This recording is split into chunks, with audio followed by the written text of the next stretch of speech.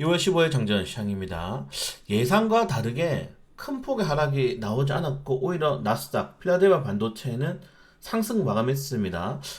제 말씀드린 것처럼 이 매크로 지표로 인해서 더 이상 시장이 흔들리지 않는 모습을 보여주는 좀 좋은 하루였다? 라고 말하기에는 일단 국내 시장에 미치는 좀 영향을 봐야 될 것 같아요. 우선은 연준 인사들이 워낙 매파적인 발언들 그리고 이 소비자 물가지수 발표 이후에 패드워치의 이 기준금리 인상안에 대한 전망치가 지속적으로 상승을 하고 있습니다. 5.25까지는 무조건 갈 것 같은데 이게 5.5%까지 가느냐가 좀 문제인 것 같거든요. 근데 좀 입장을 바꿔서 생각해 보면은 오늘 뭐 제가 상승한 거를 뭐 해석할 수는 없지만은 나름대로 좀 해석해 보자면은 1년 동안에 정말 미국이 빠른 기준금리를 올렸고 이게 증시에 선반영되었다 어느 정도. 그리고 지금 4.75%잖아요. 이제 올릴 수 있는 게 얼마 남지 않았습니다. 많이 올려봤자 3번?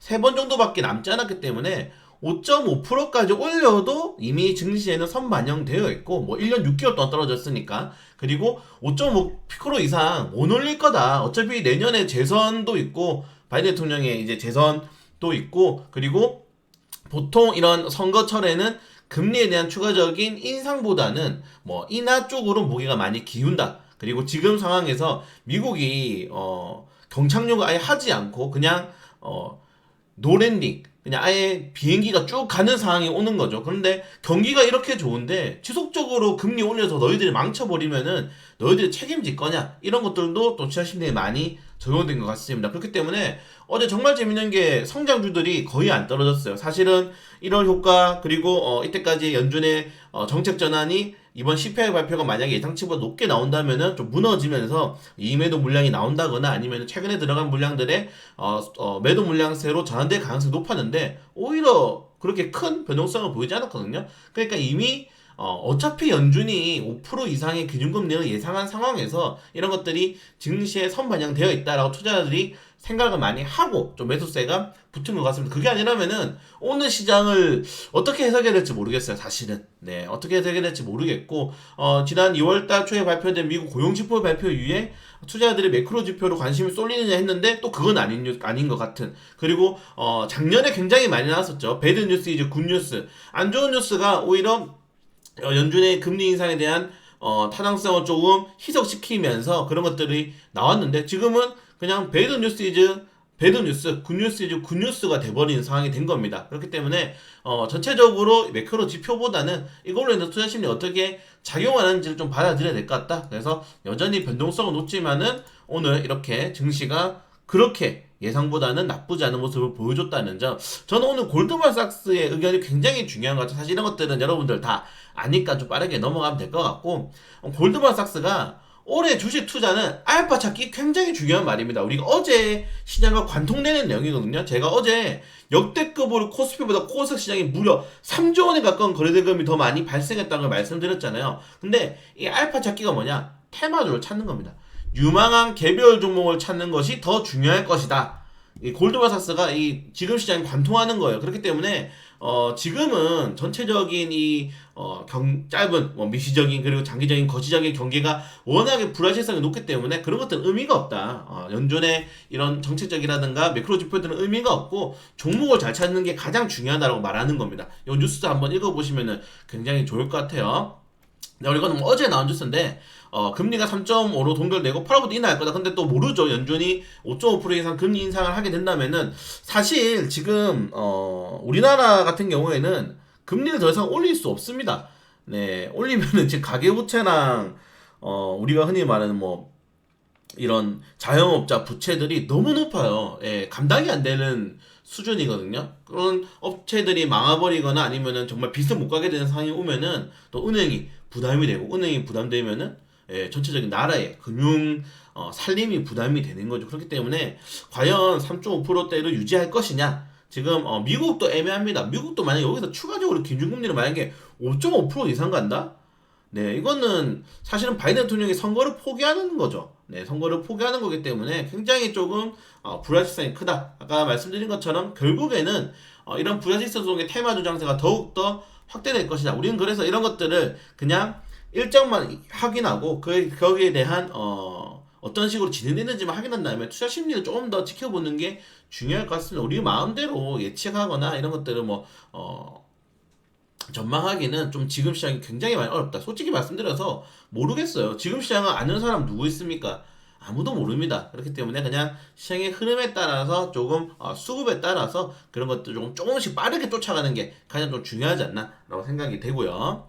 네, 관련된 내용들 한 번씩 보시면 될 것 같고 좀 재미있는 뉴스가 미국이 지난 주말에 추가적으로 뭐 3개 정도의 풍선을 격추했는데 이게 알고 봤더니 실제로 기상 관측도 풍선도 있다고 하더라고요. 그렇기 때문에 조금 웃긴 상황이 나왔다. 중국 말도 맞죠. 정착 풍선과 굉장히 달라서 우리는 그렇게 풍선 날린 적이 없다. 라고 했기 때문에 좀 새로운 국면으로 접어들 가능성도 높다는 점 확인하시면 될 것 같고 굉장히 중요한 뉴스가 이겁니다. 지금 강경파가 우크라이나 지원 중단 결의안을 제출했는데 여러분 이 지표 보신 적 있으신가요? 지금 러시아 우크라이나 병력 피해 및 장비 손실 내역인데 지금 뉴스를 보면은 우크라이나가 이기고 있는 줄 압니다. 러시아가 완전히 망하고 있는 줄 알아요. 그러니까 지금 전 세계는 러시아의 이런 내수 시장과 그리고 자원에 대한 이 힘을 굉장히 얕봤다. 러시아는 전쟁을 굉장히 장기적으로 해도 잘 굴러가는 나라다. 어디가 힘듭니까? 지금 유럽연합, 우크라이나 난민, 지금 터키 진진 발생해서 난민 받아주고 있죠. 여기 현금 지원하고 있고 무기 지원하고 있죠.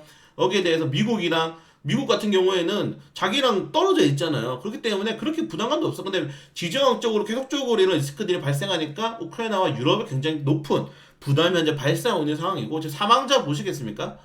엄청나요. 지금 젤렌스키 대통령이 막 각국 돌아다니면서 막 그렇게 한다고 해서 좋은 게 아닙니다. 이렇게 사상자가 확산이 되고 있고 거의 손실 대비가 뭐 1대 15죠.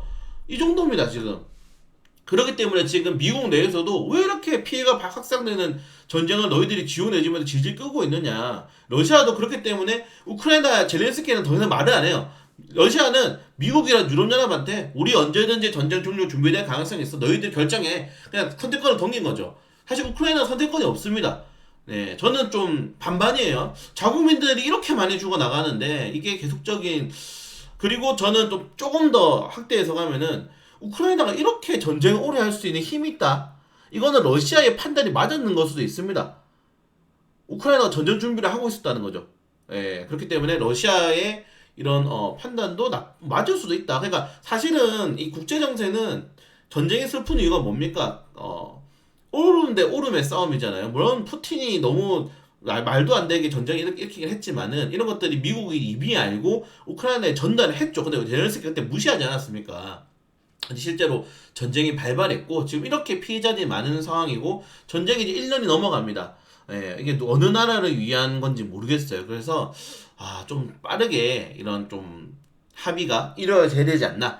평화회담이라도 빨리 진행을 해야 되지 않나 라고 생각되는데 일단은 모르겠습니다. 그래서 여러분들 현재 상황을 너무 우크라이나 쪽으로 좀 긍정적으로 보시는 게 아니라 정말 피해는 결국에는 이 전사자들과 부상자들이 발생하고 있고 누가 수혜봅니까? 미국이 수혜보고 있는 거예요.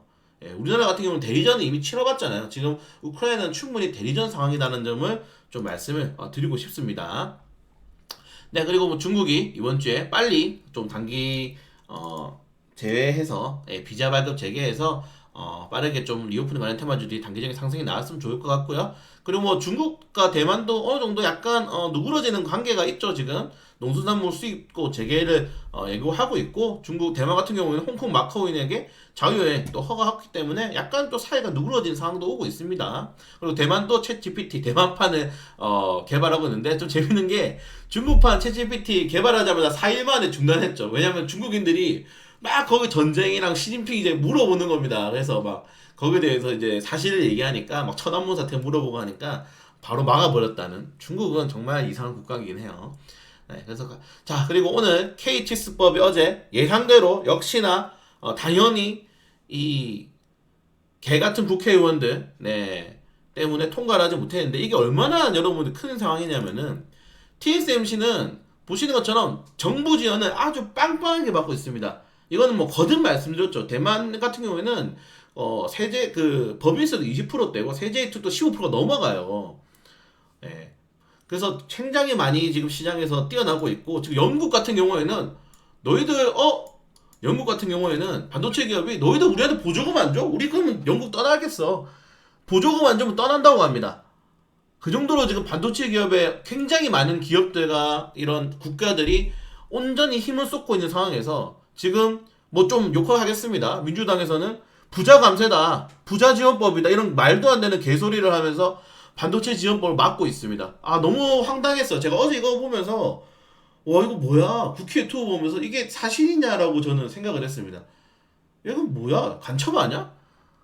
아니 전 세계적으로 지금 반도체에 대한 정책을 그냥 퍼주고 있는 상황에서 아낌없이 퍼주고 있는 상황에서 다른 나라는 반도체 지원 안 해주면은 기업이 떠나가는 나라에서 전 세계 디램 반도체 1, 3위 기업을 가지고 있는 나라에서 반도체 지원법을 안 해? 그것도 다른 나라보다 특혜가 아닙니다. 다른 나라 수준을 맞춰달라는 것도 안 해? 와 저는 이거 간첩이라고 생각합니다. 네 나라의 성장을 막기 위한 간첩이라고 생각을 하고 있어요. 네, 뭐 정치 얘기는 민감한 분들이 많으니까 이 정도까지 넘어가면 될 것 같고, 네 그리고 제외하고는 뭐 정부는 꾸준하게 AI 반도체에 대해서 지원을 하고 있다. 사실 반도체 지원은 꼭 필요한 거죠. 제가 국가 기간 산업이라고 말씀을 드린 게 반도체 수출 비중이 무려 20%입니다. 그리고 석유화학, 그리고 자동차, 그리고 전자기계 여기에 좀 더 나아가서는 철강 그리고 조선업까지 있을 수 있겠죠. 그렇기 때문에 정부의 이런 지원들이 많이 발생을 해야 되는 건 맞다. 이런 것들은 우리나라가 기업을 살리려고 그냥 기업을 친기업 정책이 아니고 다른 나라들이 다 하기 때문에 거기에 맞춰가는 겁니다. 어쩔 수 없이. 네, 그렇기 때문에 이런 것들은 꼭 필요하다라고 좀 말씀을 드리고 싶고요. 네, 그걸 제외하고는 어제 엔비디아라든가 뭐 테슬라가 급등이 나서 테슬라가 지금 또 문제가 되는 게 우리나라 자동차 기업이 문제가 되는 게 테슬라가 지금 가격을 또 조정이 나온다고 합니다. 일부 가격에 대해서 가격 변동을 하게 되면서 왜냐면은 이제 3월 달 넘어서부터는 본격적으로 인플레 감축 IR법이 시행이 되죠. 여기에 지금 테슬라가 적용받는 기기들에 대해 업종 그 기종들에 대해서 가격을 낮춰버리는 겁니다. 왜냐면은 테슬라 같은 경우는 점유율이 워낙 70%대 이상이에요. 미국 시장에서 이미. 그렇기 때문에 완전히 이제 치킨 게임으로 넘어갈 수 있다. 테슬라는 안 그래도 지원을 받기 때문에 테슬라 자체적으로 손해가 없어요. 그렇기 때문에 이런 것들은 결국 반도체 지원법에 지원을 받지 못하는 다른 나라 자동차들, 특히 우리나라 현대차 기업들이 굉장히 전기차 시장이 지금 많이 접어들고 있기 때문에 수혜를 피해를 받을 수밖에 없다는 점. 이런 것들도 사실은 정부에서 친기업 정책이 아니라 크레딧을 줘야 되는 겁니다. 기업에 대한 크레딧을 주면서 너희들 우리가 좀 지원해 줄 테니까 외국 딜러들한테 우리나라 자동차 사면은 좀 딜러들 할인도 있잖아요. 딜러 할인을 통해서 좀 테슬라 가격 맞출 수 있게 해줘. 이런 식으로 하는 게 지원 정책입니다. 네, 왜냐면 이렇게 하니까 다른 나라들이 네 그런 것들 여러분들은 조금 이해를 해주셔야 된다. 친기업 정책이 아니다 라고 좀 말씀을 드리고 싶고 테슬라에서도 노조를 결성을 한다고 합니다. 로봇처럼 취급당했다 라고 하면서 노조 결성을 하는데 대부분의 이번에 삼성전자에서 노조가 예, 성과금으로 뭐 6천만 원 이상 달라 그러고 하죠. 그래서 어느 정도의 합당한 주장은 오케이. 근데 너무 말도 안 되는 주장은 결국엔 역풍을 맞는다는 점. 최근에 우리나라 지금 국민들이 계속적으로 노총이라든가 거기서 안 좋은 시선을 가지는 게 말도 안 되는 욕을 하기 때문인데 사실 근데 미국 같은 경우에는 좀 노조가 있어야 될 필요도 합니다. 너무 빠르게 유파이어 하면 퇴구가 되는 거고 특히 미국 같은 경우에는 이런 의료보험이 보통 기업의 이제 의료보험이기 때문에 잘리는 순간 또 보험 혜택이 없어져요. 그런 것들에 대한 또 뭐 다큐멘터리 이런 것도 굉장히 많기 때문에 미국 같은 경우는 노조가 있는 것도 좀 나쁘지 않다. 근데 적당하게 해야 되는 게 가장 좋지 않나 서로 상생할 수 있는 관계가 아닌가라고 생각이 되고 어제 이제 SM 관련해서 시간에 가니까 상승이 나왔는데 바로 CJ가 반박이 나왔습니다. 우리 지분 참여 사실 무근이다 라고 이슈가 난 사실 이 뉴스가 단독 뉴스예요. 여러분들 항상 단독 뉴스는 위험합니다. 예, 단독 뉴스는 굉장히 위험하다는 점. 하지만 SM 지분전 인수전은 굉장히 재밌게 놀아간다는 점 여러분들이 확인하시면 될 것 같아요. 지금 하이브는 결국 최대 지분을 40%까지 확장을 할 거고 공개 매수를 택했습니다. 굉장히 시장의 근원적인 반향을 불러일으키고 있는 거고 카카오 같은 경우에는 정말 사실 이런 말 하면 그렇지만은 치사하게 싼 가격에 기업 먹으려고 9만원대 말도 안 되는 유증이나 때려 쌓고요. 그래서 이번에 이제 뭐 사모펀드 사우디 사모펀드에서 뭐 1조 원 가량의 금액이 들어온다고 하는데 과연 그걸로 인해서 한 5천억 이상이 필요하죠. 5천억 이상 SM 인수전이 태울 것인지 여기 뭐 CJ를 참여시킬 것인지 조금 더 좀 지켜봐야 될 필요가 있을 것 같습니다. 자, 온라인 이 파트너가 카카오가 1%의 지분 가지고 지금 이렇게 SM을 흔들었는데 결국에는 하이브가 여기 참전을 하게 되면서 카카오와 온라인 파트너스가 굉장히 흔들리고 있다는 점. 우리는 뭐 굿이나 보고 떡이나 먹으면 되죠. 그래서 만약에 오늘 뭐 수급이 들어오면은 이런 종목들은 너무 많이 변동성이 크기 때문에 그냥 키스트 같은 경우에는 최근에 뭐 방송 제작사로 전환이 되기 때문에 나쁘지 않은 것 같아요. 그래도 물려도 그렇게 부담이 없는 종목으로 항상 그냥 테마주는 잡는 게 조금 더 좋지 않나? 물론 뭐 이런 종목들이 막 올라가면 20%지만 떨어져도 20%거든요. 그래서 뭐 키스트 뭐 두고 계신 분들도 있고 아직 뭐 또 수급 들어오면은 한번 접근해보는 방향으로 가져가도록 하겠습니다. 네, 개별적인 이슈들 한 번씩 체크해 보시면 좋을 것 같고 그리고 오늘 네 센즈 대비 신규 상장합니다. 라이브 방송이라든가 원래 라이브 방송 그리고 이렇게 영상으로 통해서 충분히 알려드렸기 때문에 관련된 내용들 좀 확인하시면 좋을 것 같고 신규 상장 앞으로 공모청량 여러분들 무조건 하셔야 돼요. 지금 공모청량 시장이 너무 좋기 때문에 이렇게 무조건 좀 참여하시면서 영상들 잘 참고해 주시면 좋을 것 같습니다. 네 오늘은 뭐 CPI 발표 이후에 과연 시장이 어떻게 흘러갈 것인지 굉장히 재밌을 것 같아요. 네 과연 미국 증시에 따라서 그동안 우리나라 같은 경우에는 어제 4거래 동안 4거래 만에 반등이 나왔고 그리고 장마판이 좀 빠졌죠. 근데 이런 것들이 그냥 선반영 된 건지 아니면 오늘 CPI 충격으로 인해서 하락 전환할 건지 코스피가 2,500포인트도 지속적으로 행복을 하고 있는데 어느 정도 나쁘지 않은 것 같습니다. 뭐 급락이 나오진 않잖아요. 그래서 이런 시장을 조금 더 지켜보면서 골드만 삭스가 얘기한 대로 우리는 알파 종목을 찾기 위해서 조금 더 노력을 할 필요가 있을 것 같습니다.